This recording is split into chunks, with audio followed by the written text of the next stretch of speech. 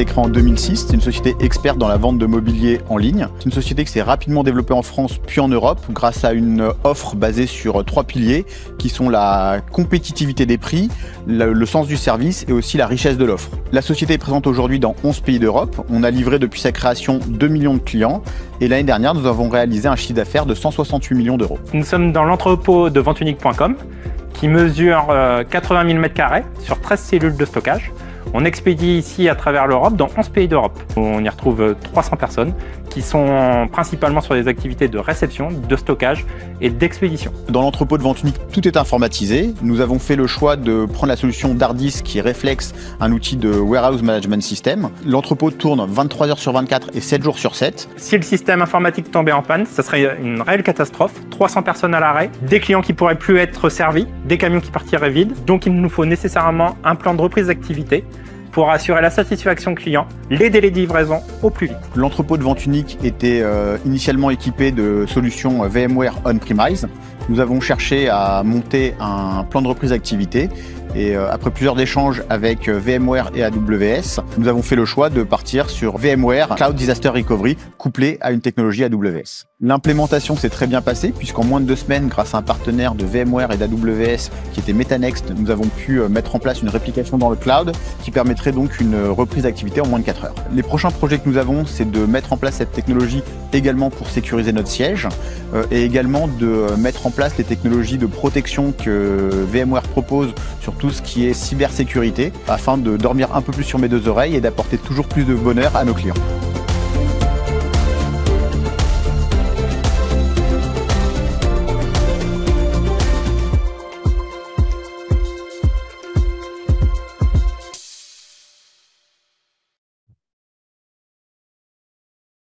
Bonjour à tous et bienvenue dans ce webcast VMware Cloud Disaster Recovery organisé par VMware en partenariat avec AWS. Je suis Guillaume de Coqueromont, je suis Sales spécialiste VMware Cloud et je suis accompagné aujourd'hui d'Emmanuel Bernard, architecte VMware Cloud dans la même équipe que moi. Alors, nous sommes ravis de pouvoir vous accueillir aujourd'hui pour vous présenter comment vous pouvez, tout comme Ventunique dont nous venons d'entendre le témoignage, comment vous pouvez protéger vos applications contre les sinistres et les nouvelles menaces ransomware et comment vous pouvez les redémarrer très simplement et rapidement grâce aux technologies VMware Cloud. Voilà, donc pour commencer, Emmanuel, à quoi est-ce que les participants peuvent s'attendre aujourd'hui en termes d'agenda, d'objectifs, de contenu? Bien sûr, en effet. Merci Guillaume. Bonjour à toutes et à tous. Nous allons donc avoir une partie théorique sur le départ où on va parler un petit peu du marché, du plan de reprise informatique, comment ça se présente, quels sont les risques, comment les changements se sont opérés ces dernières années. Ensuite, on va avoir bien sûr les bénéfices que VMware Cloud Disaster Recovery peut vous apporter et comment on peut vous accompagner sur ces problématiques. Et puis, en dernière partie, on aura une partie donc, démonstration interactive, l'idée étant bien sûr de faire quelque chose de très dynamique où vous allez pouvoir donc, voir l'intégralité en fait, de la solution sur la mise en place, la protection de vos virtual machines, de vos machines virtuelles, et ensuite, bien sûr, comment on va redémarrer. Et tout ça donc, en toute simplicité et efficacité.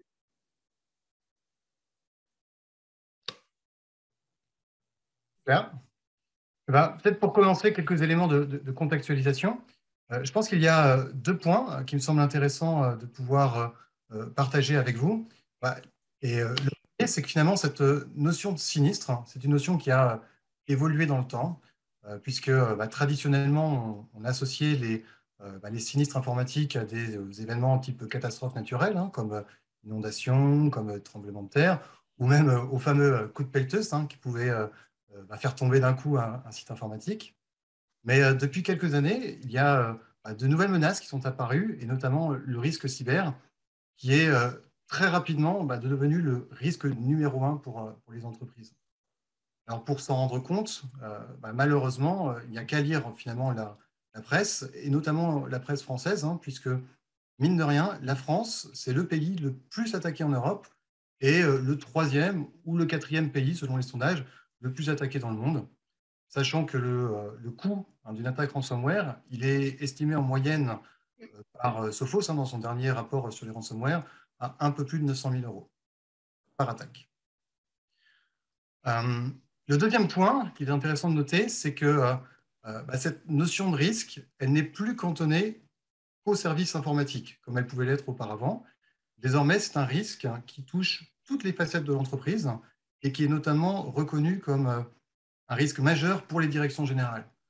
Pourquoi? Parce que finalement, ce n'est plus que le risque financier lié à la perte d'activité, mais c'est également un risque de réputation pour les entreprises, donc avec des impacts sur les relations fournisseurs, partenaires, clients, sur la valorisation de l'entreprise. Mais c'est aussi des risques qui peuvent être des risques juridiques pour l'entreprise et même pour les dirigeants. Et donc, du coup, c'est aussi naturellement que ce risque, maintenant, il monte dans les prises en considération des entreprises et qu'il est même noté numéro 1 des considérations RSE par les entreprises, devant même les questions écologiques. Et donc, justement, nous avons peut-être une première question pour les Oui, participants. oui, tout à fait. Un petit sondage. Et donc, je crois que tu voulais introduire un concept. Oui, effectivement. Donc, nous avons vu donc, que ce risque cyber il est devenu critique pour les entreprises. Et c'est donc naturellement que l'ANSSI, donc c'est l'Autorité nationale de défense et de sécurité des systèmes d'information, ils indiquent que on ne peut pas improviser en fait, ce type d'événement. Il faut l'anticiper pour pouvoir être capable de pouvoir y répondre le jour J. Donc c'est quelque chose qui est primordial. C'est quelque chose la préparation est primordiale. Et donc, Emmanuel, est-ce que peut-être tu peux nous expliquer quelles sont les différentes options qu'ont les entreprises aujourd'hui pour faire face à ce type de menace? Oui, bien sûr. Donc, en effet, sur le marché aujourd'hui de la protection de la donnée, la protection des environnements informatiques, tout simplement ce qui permet de faire un PRI ou un PRA, on peut l'appeler de différentes façons. On a un scope de solutions et de services qui sont mis à disposition, qui existent maintenant depuis plusieurs dizaines d'années, qui sont assez connus, qui sont adaptés pour répondre justement à ces nouvelles problématiques comme le ransomware. Et je voulais juste introduire ce concept pour bien expliquer que chaque outil a bien sa réponse et il n'y a pas de réponse parfaite avec une solution, puisque en fonction du besoin et de ce qu'on va vouloir se prémunir comme problème, on va adapter la solution. C'est vrai que sur la gauche, si on regarde en termes de RTO, RPO, donc le temps de remise à disposition et le temps de remise en production, un stretch cluster, un cluster étendu, donc on va avoir cet environnement étendu sur 2 environnements. C'est intéressant puisqu'on a vraiment une interruption quasi minimale, quasi même à 0. Mais bien sûr, dans le cas d'un ransomware, d'une attaque cyber ou d'un virus, malheureusement, l'attaque ou la problématique va être répliquée instantanément. Donc, on ne pourra pas revenir en arrière. C'est pour ça que, bien sûr, des solutions donc, de réplication ou de sauvegarde sont nécessaires aussi pour pouvoir avoir justement cette capacité de pouvoir revenir sur un point de restauration antérieur justement à ce problème. Donc voilà, c'est juste pour vous resituer un petit peu le panorama, comment on positionne les différentes solutions. Il y a la réplication qui est un petit peu la solution, j'ai envie de dire, idéale pour ce genre de problématique. La sauvegarde étant elle aussi intéressante, puisqu'elle va vous permettre d'avoir un historique important, pourquoi pas revenir sur 1 an ou 2 ans en arrière, sur des fonctions d'archivage. Mais par contre, là où le bas va blesser, ça va être sur la restauration, puisqu'il va falloir réhydrater la donnée. Et c'est toujours là que c'est un petit peu problématique, puisqu'on va mettre du temps à restaurer. Et on verra tout à l'heure justement comment VCDR permet de pallier tous ces problématiques. Bien. Et alors, est-ce que ces solutions sont faciles à mettre en œuvre alors? Alors, les solutions de Disaster Recovery, en effet, sont pas toujours très simples à mettre en place pour plusieurs raisons. Elles ne sont pas toujours idéales et bien positionnées, puisque déjà, il y a une complexité opérationnelle où on va avoir des nouvelles interfaces, des nouveaux outils. On n'a pas toujours des fois des équipes informatiques à rallonge, ou à part plein de personnes dédiées à cela. En général, ce sont des personnes qui vont être responsables aussi d'autres types d'environnements, donc avec des nouveaux process, des nouvelles façons de travailler. Le coût n'est pas toujours très optimal aussi, puisqu'en général, les solutions de disaster recovery nécessitent d'avoir un environnement dédié, prêt à recevoir les machines en cas de redémarrage. Donc, ça veut dire que c'est un maintien en condition opérationnelle d'un environnement donc dédié à cela, qui est dormant, qu'il va falloir maintenir pour être sûr qu'on ait bien sûr une cohérence dans toute la chaîne applicative et infrastructure. Et puis, en général, c'est aussi une problématique de le maintenir et surtout de s'assurer que le jour J, la solution fonctionnera, puisqu'en général, quand c'est compliqué, on le sait, l'être humain est un petit peu flemmard. Donc, plus c'est compliqué, moins on va le tester, et moins on va le tester, moins on sera opérationnel le jour J. Justement, pour reprendre un petit peu le concept dont tu parlais tout à l'heure, Guillaume, avec notamment cette réflexion donc, du patron de Nancy, où le jour J, il faut être prêt, opérationnel et maîtriser ce disaster recovery. Et c'est un petit peu le maître mot du VCDR, puisque notre solution, vous le verrez tout à l'heure, est simple à installer, à opérer, et donc vous pouvez très bien vous permettre de le tester aussi souvent que vous le voulez, sans impact, et ça va vous permettre donc d'être opérationnel le jour J. OK, on a donc vu que les challenges liés à la mise en place de ce type de solution. Du coup, Emmanuel, est-ce que tu peux présenter comment est-ce que VMware peut justement aider les entreprises à y faire face? Oui. Alors, j'en profite juste pour rappeler que Charlotte, qui est ici avec nous, peut répondre à vos questions. Donc, n'hésitez pas dans la fenêtre de chat pour poser vos questions. Puisqu'après, on va rentrer un peu plus dans la technique. Donc, j'imagine bien que les questions vont arriver. Et on aura bien sûr le loisir d'y répondre. Et puis, bien sûr, si on n'a pas le temps de tout répondre, on vous invitera bien sûr à nous contacter ultérieurement. Alors, concernant donc, VMware Cloud Disaster Recovery, plus particulièrement comment VMware peut vous accompagner, j'en profite juste pour annoncer un concept, en fait, et surtout une réponse que VMware apporte.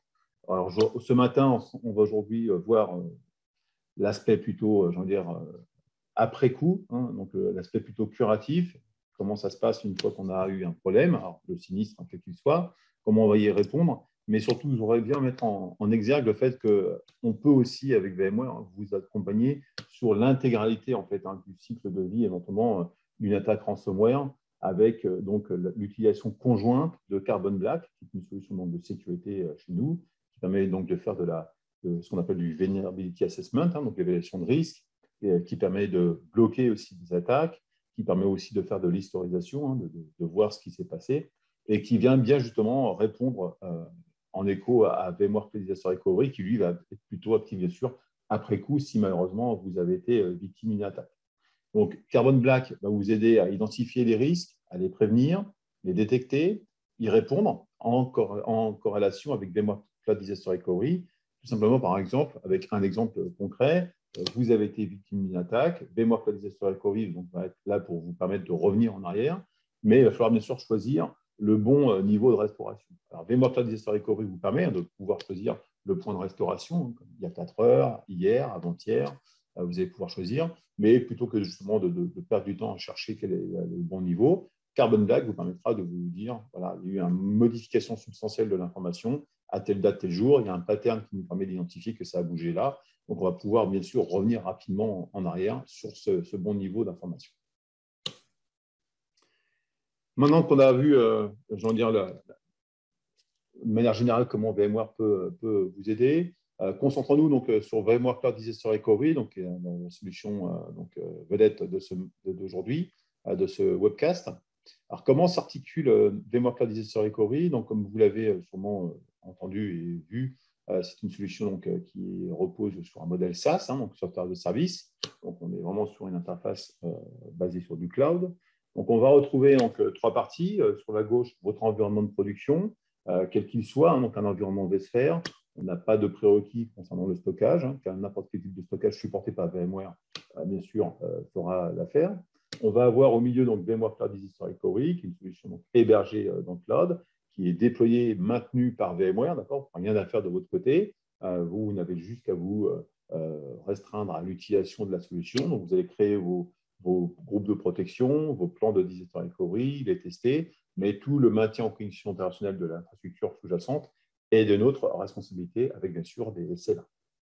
Et puis après, à droite, on va avoir donc, cette cible dans laquelle on va redémarrer, puisque là, VCDR vous permet donc de protéger, de répliquer, mais il faut bien redémarrer quelque part.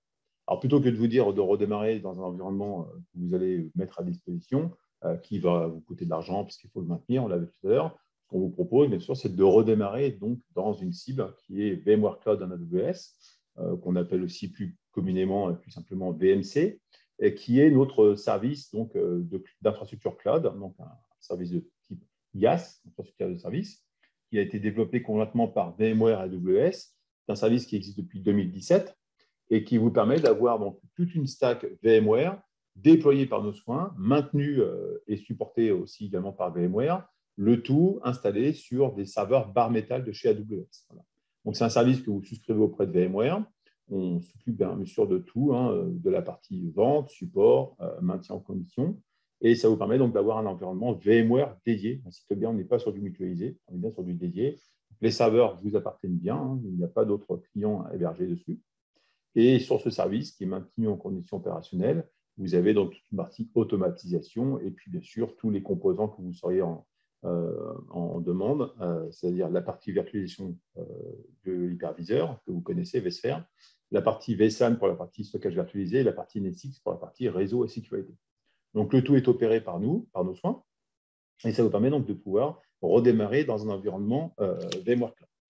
Donc, en termes donc, de fonctionnement, vous allez vous connecter à la console, donc on appelle la console cloud, la console SaaS, qui vous permet donc de créer votre environnement dédié, votre tenant, et vous permettre de télécharger ce qu'on appelle donc le DRaaS Connector, que vous voyez sur la gauche, qui est donc une petite virtual appliance configurée par VMware, que vous installez dans votre environnement de production et qui va assurer donc la jonction avec l'environnement VMware Cloud Disaster Recovery. Donc, toute la communication est chiffrée, c'est sécurisé. On peut utiliser une connexion Internet ou éventuellement une connexion de type Direct Connect, puisqu'on est nous-mêmes hébergés chez AWS, avec le service. Ce qui permettra aussi, on ne va pas le couvrir aujourd'hui, mais on va avoir toute la partie interconnexion et extension du réseau pour permettre, pourquoi pas, une extension réseau entre les deux environnements et vous permettre d'avoir une continuité de service entre les machines qui auraient redémarré dans le cloud avec les machines qui seraient éventuellement restées chez vous dans votre data center. Donc, la réplication va s'effectuer via ce qu'on appelle des protection groups. Protection group, c'est un choix de machine virtuelle, un choix de fréquence de réplication et puis un choix de rétention. Je veux garder ces snapshots pendant 3 mois, 6 mois, 1 an, etc. Le tout est hébergé donc, sur un stockage de fichiers propriétaire développé par VMware, qui vous permet donc des millions de snapshots, qui est en mode lecture seule. Il n'est pas du tout présenté, il n'est pas accessible depuis Internet, il n'y a pas de surface d'attaque. C'est chiffré, donc c'est sécurisé. Et puis, le cas échéant, lorsque vous voudrez redémarrer, vous allez redémarrer donc directement dans VMC avec là un avantage unique, avec tout à l'heure j'en parlais, le problème de réhydratation de la donnée, que toutes les solutions, que ce soit des solutions de réplication ou de sauvegarde, à un moment donné, quand il faut redémarrer, il faut restaurer. Et restaurer, ça peut prendre des heures, des jours, des semaines. Ça va dépendre bien sûr du volume de stockage à restaurer. Et là où est l'avantage unique de BCDR, c'est la capacité de présenter ces volumes de stockage, de sauvegarde qu'on voit au milieu, directement aux serveurs qui sont dans VMware Cloud AWS. Les deux services, qui étant bien sûr voisins, puisqu'ils sont tous les deux hébergés dans AWS, là, il n'y a pas de latence au niveau du réseau et surtout, il y a cette fameuse capacité à présenter et à monter ces volumes directement sur les serveurs VMware qui sont dans les EDC VMware Cloud AWS. Donc, c'est-à-dire qu'en quelques minutes à peine, quelques secondes, je vous montrerai tout à l'heure dans la démonstration, vos machines vont être capables de démarrer et vous allez avoir une restauration quasi instantanée. Alors, on ne vous demande pas, vous avez deux options, on ne vous demande pas d'avoir un environnement complet de serveurs mis à disposition, configuré à l'avance. En fonction de vos SLA, si vous voulez redémarrer plus ou moins rapidement, soit on vous proposera d'avoir un cluster à minima pour être capable de démarrer les premières machines virtuelles les plus critiques, soit éventuellement, si vous n'avez pas des demandes de SLA très importantes, à ce moment-là, lorsqu'il faudra redémarrer, VCDR a la capacité de déployer un environnement VMware Cloud AWS à la demande, ce qui va nous demander 90 minutes pour être prêt à l'emploi, mais ça vous permet quand même de répondre, vous voyez, en moins de 2 heures à un démarrage dans le cloud de workload directement. Et oui, donc on va s'appuyer sur l'élasticité du cloud, effectivement, pour avoir une infrastructure qui va finalement être à la demande et grandir en fonction de la charge nécessaire. Et Emmanuel, on nous dit dans le chat qu'il faut parler peut-être un peu plus fort ou un peu plus près du micro. D'accord. OK, ça marche.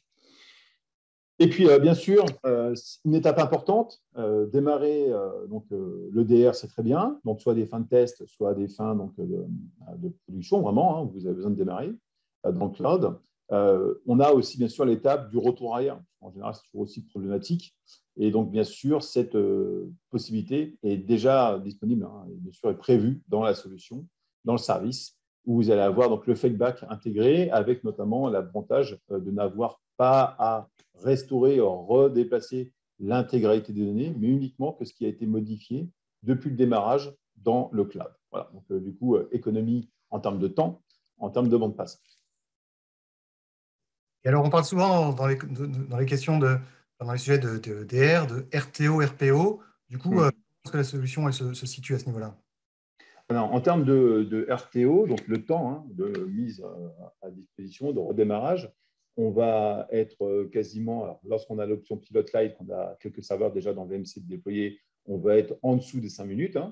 Et puis, en termes de RPO, donc la fréquence, le point de restauration, on va pouvoir aller jusqu'à 30 minutes sur les dernières versions de VMware vSphere à protéger. Et pour les plus anciennes, on sera plutôt sur 4 heures. Sachant qu'on a bon espoir de proposer des temps encore plus petits, plus rapides sur les mois à venir. Bien.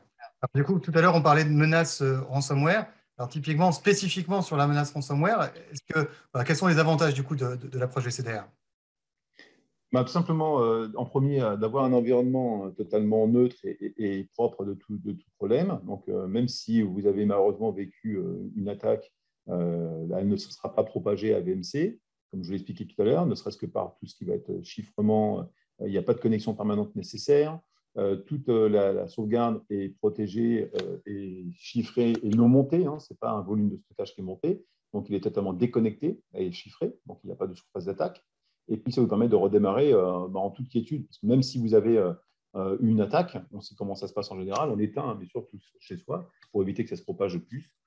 Et là, alors que vous voulez redémarrer, malheureusement, vous ne pouvez pas le faire. Donc là, justement, avec un environnement dans le cloud, totalement neutre et vierge de toute attaque, et sans pas avoir peur de propager le virus ou l'éventuellement de problème, vous pouvez, depuis VMC, vous servir de ça pour le faire. Et puis, bien sûr, comme l'a dit tout à l'heure Guillaume, avec l'élasticité du cloud, vous démarrez avec 2 serveurs, rien ne vous empêche de redémarrer 5, 6, 10 serveurs supplémentaires ensuite.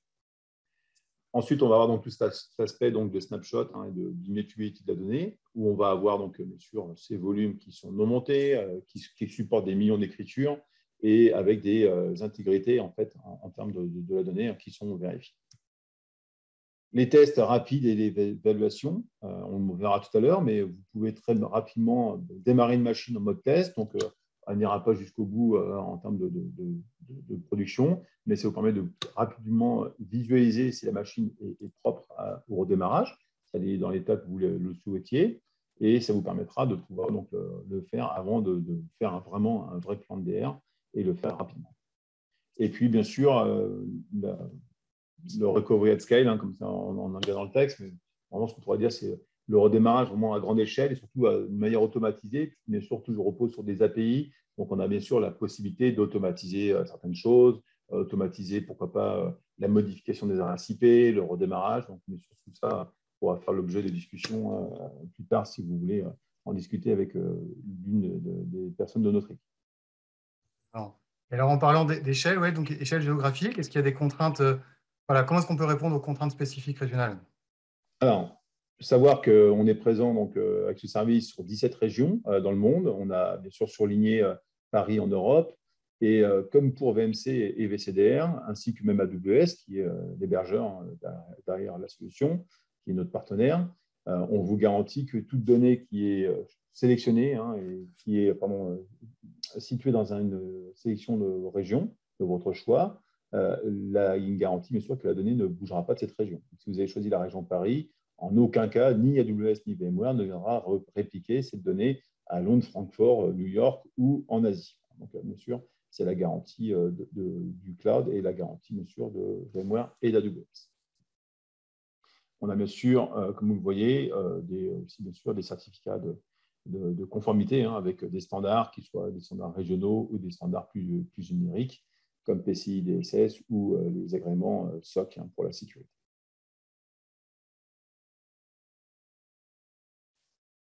Super.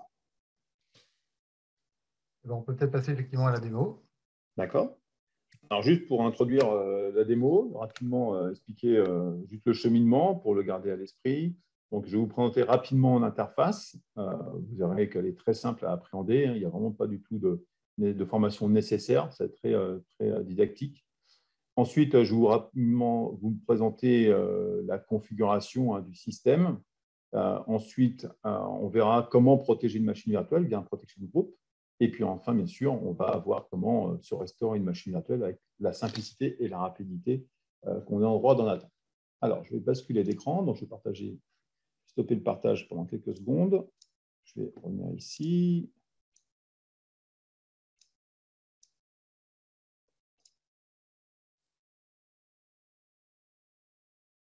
Seconde.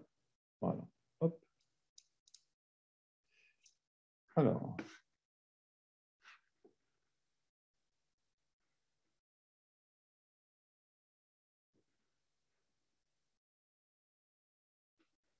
Partage d'écran.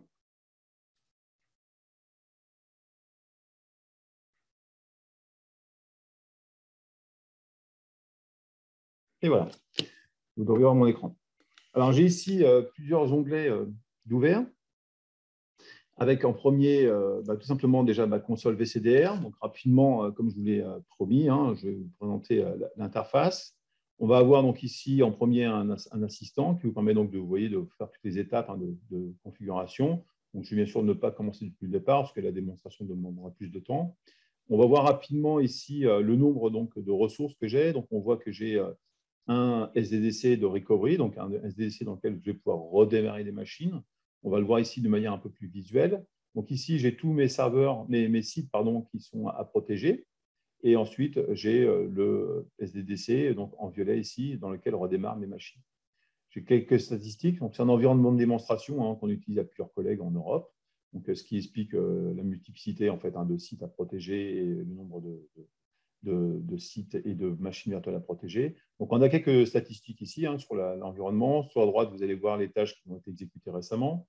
Et puis, sur la gauche, on va retrouver le menu. Donc, vous voyez, ça reste assez simple. On va avoir donc les protection groups, les machines virtuelles, les DR plans, et puis après, tout ce qui est l'aspect monitoring et paramètres. Donc, très simple à utiliser. Deuxième onglet, juste pour vous présenter, j'ai ici donc un environnement qui est l'environnement VMC dans lequel redémarrent les machines virtuelles, d'accord, qui est un environnement cloud. Et ici, donc, mon SDDC de recovery, donc, sur lequel les machines vont apparaître lorsque je vais restaurer. Et ici, mon environnement de prémisse. Donc, voilà, on a à chaque fois un triptyque d'applications 3 tiers, donc VCDR 01, 02 ou 03. Et à chaque fois, chacune a sa propre machine applicative, database et web. Voilà. Donc, si je reviens sur l'interface VMware Cloud VR et que je vais sur l'aspect Protection Group, les Protection Groups, comme je vous l'ai dit tout à l'heure, ce sont des groupes qui sont créés et qui vont contenir des machines virtuelles et puis des paramètres. Donc là, je vais créer un Protection Group pour le voir avec vous. Donc, on va appeler Webcast. Voilà. Je vais choisir quel site je dois protéger. Donc, je vais protéger mon environnement on-premise. Voilà. Ici, on va ensuite avoir le choix, donc, soit de mettre en place le keying, donc la mise en pause pour les machines Windows ou les machines qui ont des Memory Tools de sauvegarder dans un état consistant. Et ici, je vais pouvoir choisir quelle machine virtuelle sauvegarder. Donc, soit vous le faites depuis carrément un répertoire de machines virtuelles dans le vCenter, soit on va s'appuyer sur des noms, donc tout ce qui commence par Linux, tout ce qui commence par Windows, tout ce qui commence par XY, etc. Ou alors aussi la possibilité d'utiliser les tags du vCenter que vous connaissez sûrement, et qui permet donc de voir aussi différents types de choix quant aux machines virtuelles. Donc, si je prends, par exemple, une machine ici, on va dire démo, VCDR, par exemple, voilà, si je fais ici OK, je vais pouvoir directement ensuite faire un preview des VM. Je n'ai pas choisi le bon répertoire, pardon.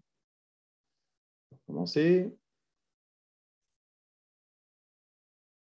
Voilà, VCDR démo, je vais faire OK. Si je fais un preview des VM, on va voir que si je choisis ce répertoire, j'ai bien toutes ces machines qui vont être incluses. Donc, ça me convient parfaitement. Je peux rajouter, pourquoi pas ici, une requête pour refiltrer, dire ne prend que les machines qui finissent par 01, etc. etc. Ensuite, on va tu choisir… peux peut-être repréciser du coup les prérequis pour le on-premise. J'ai passé quelques questions dessus. Oui, bien sûr. Donc, en environnement de premise, il nous faut juste un environnement vSphere avec un vCenter. Commencer avec des versions 6 de vSphere. Si vous voulez avoir la capacité de sauvegarder avec un temps minimum de fréquence de l'application, c'est de 30 minutes, il faut avoir un environnement vSphere 7.0 avec une update, update 3. Sinon, pour tous les environnements antérieurs, ce sera une réplication minimale de 4 heures. Concernant le stockage, aucun prérequis. Ça peut être du NFS, du vSAN, du SAN, etc. Ici, je vais pouvoir choisir ma fréquence de réplication. Donc, comme on le voit ici, on peut descendre à toutes les 4 heures et on va bien sûr pouvoir cumuler. Donc, toutes les 4 heures, je commence à minuit, je garde ça une semaine. Je vais rajouter un autre où là, je vais en faire un éventuellement quotidien à 19 heures, par exemple, voilà, que je vais garder pendant un mois, voilà, etc., etc. Donc, vous pouvez bien sûr cumuler les différentes fréquences de réplication. Une fois fait, je n'ai plus qu'à cliquer sur Finish et je vais avoir mon Protection Group de créer où j'ai défini donc, quelles machines vont être protégées, à quelle fréquence et quelle va être la rétention. Donc, une fois que c'est fait, je vais pouvoir après ensuite ici exploiter, alors, si je prends VCDR Demo 01, celui qu'on va utiliser tout à l'heure ensemble.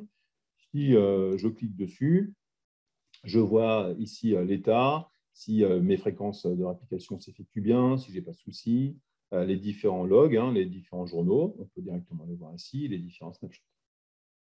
Donc, une fois qu'on a protégé, on va avoir donc, ce qu'on appelle les DR plans. Donc, les DR plans, ce sont donc les plans de redémarrage qui s'appuient bien sûr sur les protection groups et on va pouvoir en définir autant que l'on veut, pareil. Et juste pour vous illustrer comment se passe un protection group, je vais faire un edit et vous présenter comment ça se passe. Donc, sur un protection group, on va choisir déjà sur quel environnement on va redémarrer, soit sur un SDDC existant. C'est le cas pour moi parce que justement, j'ai déjà un VM7 présent, mais on pourrait très bien dire non, tu vas me créer un SDDC à la demande lorsque ce sera nécessaire. C'est dans le cas où justement, on n'a pas de SDDC provisionné à l'avance, où on veut restreindre bien sûr les coûts et on n'a pas des prérequis importants.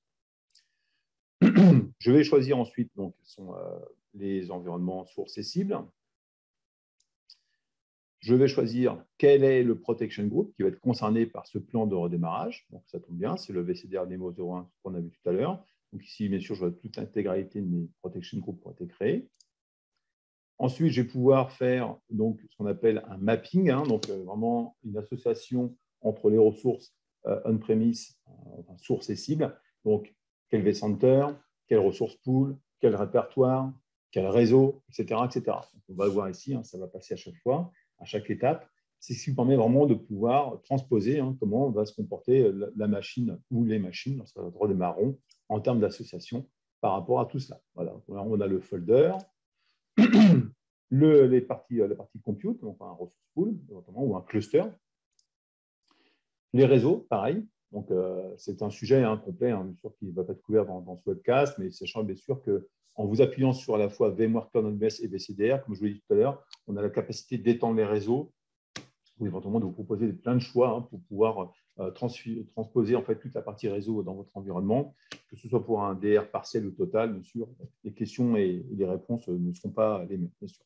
Mais sachant en tout cas que voilà, tout cet aspect, bien sûr, est géré par la solution.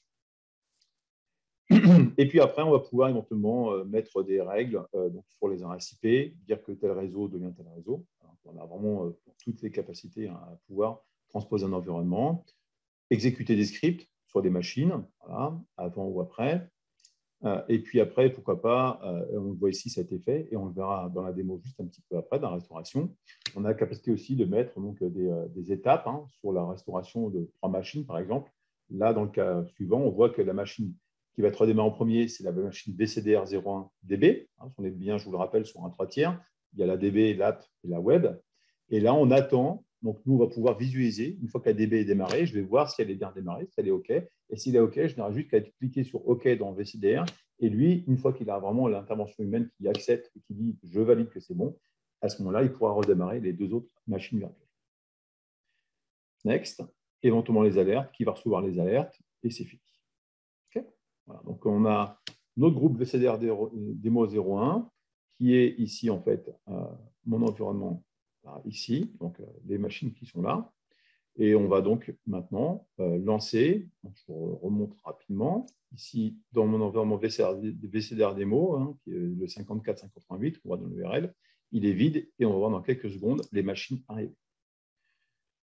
Donc, si je clique sur mon DR plan, on voit que je suis OK, les machines sont bien répliquées comme il faut, il n'y a pas de problématique de réseau, etc.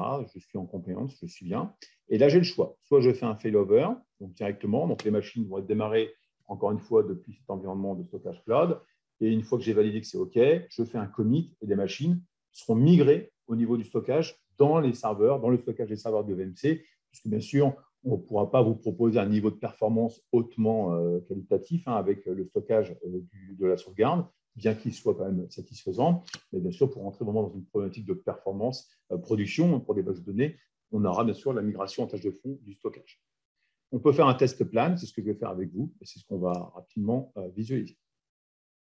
Donc ici, comme je vous le disais, capacité de pouvoir revenir sur un niveau de restauration précédent. On va jouer, on va reprendre sur celle du 30 mai, par exemple. Voilà. Ici, je peux en charger plus, on le voit, hein, il y en a plus de 30 hein, qui sont chargés.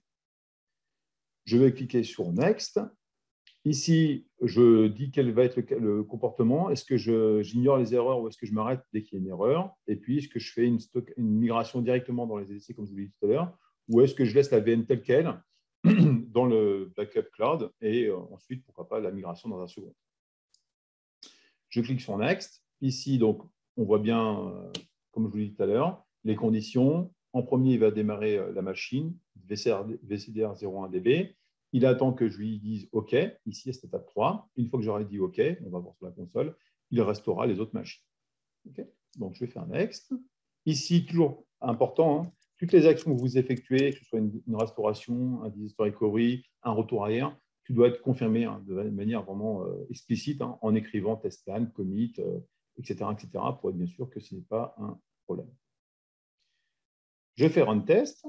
Ici, donc, le démarrage va s'effectuer. Si je vais voir ici mon environnement VCDR Demo, on doit voir d'ici quelques secondes quelque chose bouger. La machine va arriver et ensuite, on va pouvoir donc, revenir sur la console et valider que la machine a démarré. Voilà, on voit la machine VCDR de 01 arriver. On va lui laisser le temps de démarrer gentiment. Donc, encore une fois, je le répète, on a ce volume de sauvegarde hein, qui s'appelle le Scale Out System. On vient le monter. Alors, on ne vient pas le monter directement. C'est un raccourci en disant ça, mais je vous l'explique vraiment. On va faire une copie, en fait. Hein, parce que, comme je vous l'ai dit tout à l'heure, si vous l'avez noté, on ne vient jamais modifier le volume de stockage initial. On est vraiment lecture seule. Donc, on fait une copie en cache avec des disques flash et un petit peu de disque bloc sur AWS. Et c'est ce qu'on va venir présenter rapidement au serveur pour le démarrage rapidement. Et encore une fois, j'insiste, une fois que c'est fait, si je suis content, je fais un commit et à ce moment-là, le stockage en tâche de front, je n'ai rien à faire, il va être déplacé dans les serveurs VMC qui, eux, ont des disques flash. Voilà, donc ma machine VCDR 01DB est démarrée. Je regarde ici, je vois que voilà, la machine est OK, apparemment, elle est bien démarrée. Je vais pouvoir revenir à ma console voilà, qui attend. Voilà, donc, waiting for user input. Est-ce que la DB est OK? Oui, elle est OK. Je peux faire un continue. Ou alors, je pourrais dire non, cancel et clean up, si j'avais vu que la machine, malheureusement, n'était pas dans l'état satisfaisant. Ou je peux faire un terminate et arrêter directement. Donc là, je vais pouvoir faire un continue. Et donc maintenant, il va pouvoir démarrer les autres ressources. On devra voir apparaître d'ici quelques secondes la machine app et la machine web. Donc, on voit les actions en dessous. C'est en train de... Voilà, ça commence. La web. Voilà. Et la app qui apparaît aussi. Donc, les machines sont en train de démarrer.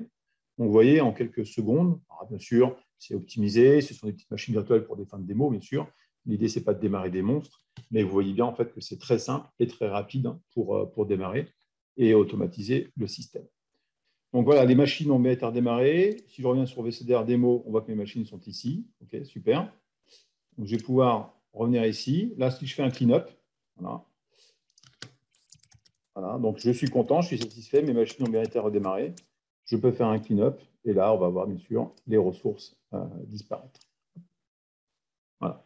Les machines sont arrêtées, stoppées, effacées et disparaissent de l'inventaire. Et ici, au niveau de mon inventaire, je suis bon. J'ai fait un clean-up, je fais un acknowledge. Oui, ça s'est bien passé. Nickel. Hop. Et voici donc pour la partie démonstration. Super. Je vais reprendre. Alors, on en parlait du coup de pelleteuse tout à l'heure. Oui, voilà. Ça arrive Alors, encore. je vais repartager mon écran pour la partie slide. Et on ouvre. Hop.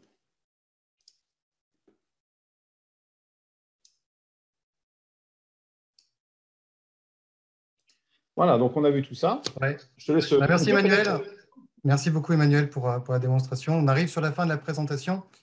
Donc, en synthèse, ce qu'on peut retenir du service VCDR, c'est que c'est un service qui en fait, est adapté pour n'importe quel type d'entreprise, puisque vraiment, vous pouvez démarrer avec quelques VM, quelques terabytes, jusqu'à des milliers de VM pour des petabytes de données. Donc, vraiment, il n'y a pas de, voilà, il y a pas vraiment de contraintes par rapport à ça. C'est vraiment adapté pour tout type d'entreprise. Et puis, ce que vous pouvez retenir, c'est que vraiment, c'est un service qui vous permet d'accéder à une solution de reprise informatique à la demande. Vous affranchissez en fait de toute la complexité d'avoir à vous appuyer sur une infrastructure dormante à domicile et difficile parfois aussi à maintenir. C'est aussi un avantage écologique, mine de rien, puisque vous réduisez votre empreinte carbone, il y a moins de ressources à consommer. Vous appuyez sur l'élasticité du cloud pour ça. C'est une solution qui est simple à utiliser. Vous l'avez vu, Manuel a vraiment, je pense, bien montré pendant cette démonstration. Il n'y a pas besoin de compétences vraiment particulières. Et puis, surtout, l'énorme avantage, c'est que vous êtes sur une consistance opérationnelle d'un point de vue VMware. C'est vraiment une solution qui est end-to-end VMware. Et donc, du coup, vous pouvez rester vraiment avec votre même pool de compétences pendant la durée, vraiment, toute la durée du projet. C'est une solution qui est facile à déployer, facile à tester. Et enfin, autre aspect, qui a également un modèle économique très intéressant, puisque c'est basé sur une tarification qui est très simple, une tarification au terabyte protégé, ainsi qu'à la VM protégée, avec un paiement à l'usage. Vous ne payez que pour ce que vous consommez réellement. Et c'est également une solution en mode OPEX de souscription.